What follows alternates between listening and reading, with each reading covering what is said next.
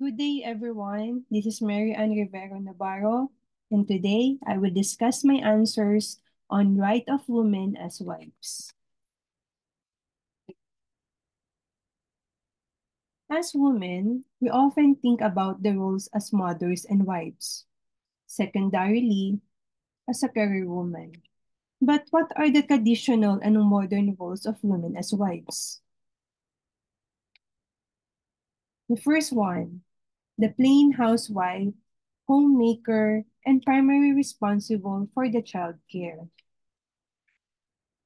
The Spanish arrival and Christianization in the Philippines led to significant changes in gender relations, with the clergy imposing European sexual and conjugal norms, patriarchal control of the nuclear family, and political dominance of older men over younger men and men over women were key to the restructuring of Philippine society. Traditional Filipino women's control over land ownership and inheritance rights was undermined, and the husband predominated in the Filipino household. Women became domesticated and expected to bear children and take care of them as they managed the household, while men were expected to bring income and support the family financially. Another one is submissive to their husband in terms of decision making. As is stated biblically, the husband is considered the head, and the wife is expected to be respectful and supportive of his decision. As provided by Ephesians 5:22 to 23, wives, submit yourselves to your own husbands, as you do to the Lord. For the husband is the head of the wife, as Christ is the head of the church, his body, of which he is the Savior. For the modern role, the independent, strong woman. For some, the single parent, who stand both as father and mother to their children. The shift in gender roles towards women becoming co-providers and increasing their economic participation is driven by factors such as increased access to education, economic changes, social movements, and technological advancements. Education equips women with necessary skill, while the rise of the service sector creates new job opportunities. Globalization opens new markets requiring a diverse workforce. Technological advancement facilitates flexible work arrangement and new forms of work. For promoting nation building, the modern role of wife as partner and co-provider enhances women's contribution and importance in nation building by increasing economic participation, sharing family responsibilities, empowering women to pursue education and careers, and fostering stronger families. This leads to increased time and energy for women to contribute to society outside the home, becoming leaders and role models for future generations. However, both traditional and modern roles can be valuable depending on the couple's preferences and circumstances. Open communication and choosing the dynamic that works best for their family is crucial for a strong nation. Let's proceed to rights and duties of women as wives. Under the family code, the duties of husband and wives are to live together, the duty to observe mutual love, respect, and fidelity, the duty to render mutual help and support. By means of rights, I will just enumerate the rights as is stated in the family code. Right to exercise legitimate profession, occupation, business, or activity without the consent of the other. The other may object only on valid, serious, and moral grounds. Right to object.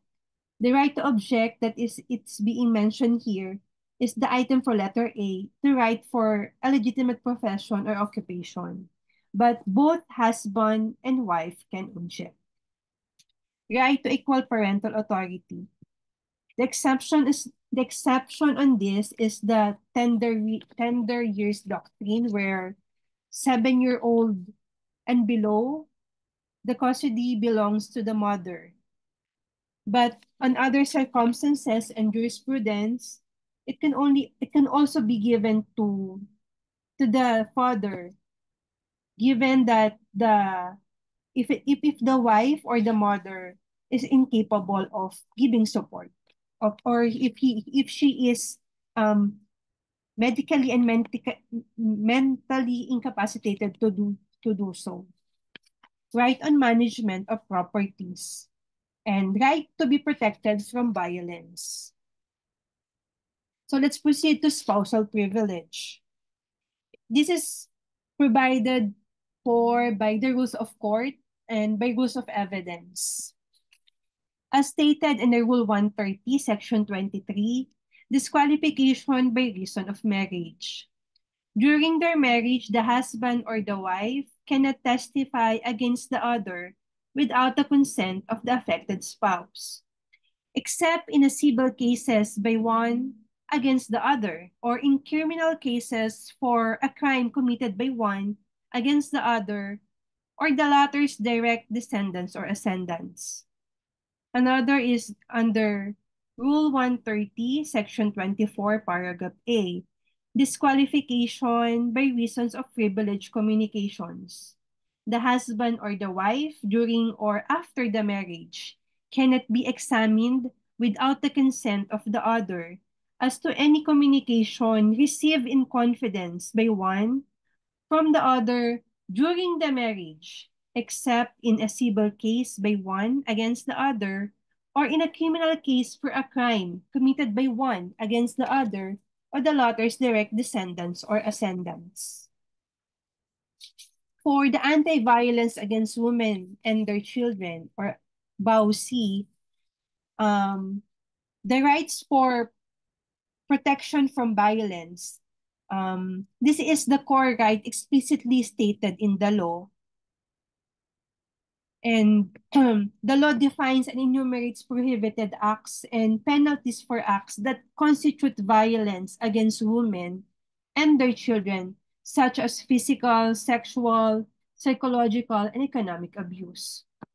For the right to custody and support, victims of violence are entitled to custody and support of their children with priority given to children under 7 and or with disabilities. And right to protection order. As provided by Section 8 of the Act, a protection order is a legal order issued to prevent further acts of violence against a woman or her child. As is specified in Section 5 of the Act, it aims to safeguard the victim from further harm, minimize, minimize disruption in their daily life, and enable them to regain control over their life. Protection orders can be from barangay protection order, BPO, temporary protection order, TPO, and permanent protection order, PPO. These orders may include preventing the respondent from committing acts mentioned in Section 5, removing the respondent from the petitioner's residence, directing the respondent to stay away from the petitioner and designated family, directing the use of an automobile and other essential personal effects, granting custody of a child, providing legal support, prohibiting the use of firearms, restitution for damages caused by violence, and providing other forms of relief. These reliefs can be granted even without a decree of legal separation, annulment, or declaration of absolute nullity of marriage. For polygamous marriages, um, Polygamy is considered illegal in many countries, including the Philippines. But as Philippines is multi-diverse by means of culture, traditions, and religions, the practices of polygamous marriages, such as Islam, is being respected. The rights and duties may be different on context considering legal and cultural aspects. Nevertheless, the following are the rights. The right for treatment. The concept of wives being treated fairly and equally by the husband regarding support, provisions, and marital intimacy. All wives should be treated alike, though some husband has their favorite. Right for custody and inheritance. Rights may differ rather significantly. Certain societies may have customs allowing wives to share their husbands' estates and rights to their children. As to duties, it is possible that wives may be asked to manage the respective household, which may include responsibilities such as child care and housekeeping. It is reasonable to anticipate that the wife will behave respectfully toward the husband as well as any other wives who may be there. Let's proceed to the issue related to women as wives. I chose mail order bride. What is mail order bride? A Filipino whose identity is advertised as part of the mail order scheme by personal publication, introduction, or through internet websites, including social media, other online and mobile platforms, and schemes as may be later on provided by law for purposes of marriages or partnership to foreign nationals, as provided by Article 2, Section 4, Paragraph E of RA 100906.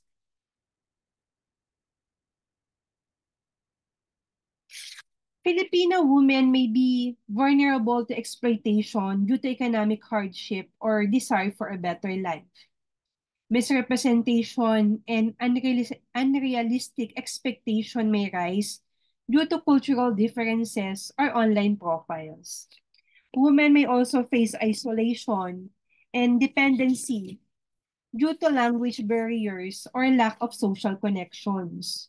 These factors can lead to psychological strain, such as anxiety, depression, or feelings of being entrapped. Which school of thought on feminism best explain the issue of mail order bride? For me, it is dominance theory. It can be gleaned that mail order brides are a manifestation of patriarchal power and women's subordination, with women often from developing countries being viewed as commodities for men in wealthier nations. Additionally, the emphasis on finding a foreign husband can limit women's option and agency, leading them to enter marriages that lack genuine to emotional connection or fulfillment, but instead due to economic reasons. How is this issue resolved? The Philippines has specific laws such as RA 100906 and expanded Anti-Human Trafficking in Person Act to prevent mail order bride and other schemes as seem to be a mail order bride schemes. However, some services operates in gray areas, leading to exploitation of women in globalized contexts. Challenges include loopholes in enforcement, economic factors like poverty, and lack of awareness in remote areas. Describe the actions or movement. The Philippine Commission on Women and the Department of Justice, including agencies attached to it, are working together to empower women and raise awareness about mail order bride risk through law enforcement, cooperation, and public education campaigns. But nowadays, it is hard for the law enforcement to help or to